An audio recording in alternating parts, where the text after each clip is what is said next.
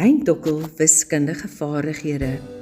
Jou kind se toekomstige sukses in wiskunde mag dalk net met musiek begin volgens navorsing. Hoekom sê ek so? Want in musiek leer die brein hoe word patrone gevorm? Wat is sekwense of opeenvolgende patrone? Hoe tel ons konstant met 'n deurlopende maatslag saam met gedurig veranderende ritmes?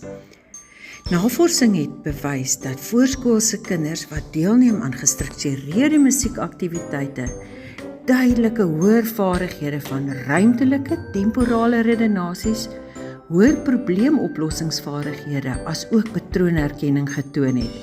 Met ander woorde, alles deel van die fondasies van wiskundige denke. Hier leer ons die heelnoot, 'n simbool wat in 'n vorm van 'n sirkel is.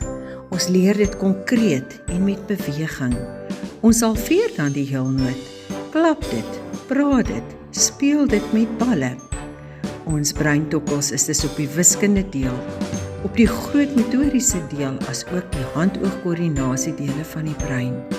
Dit is nie net speel nie, dit is neurokoreografie.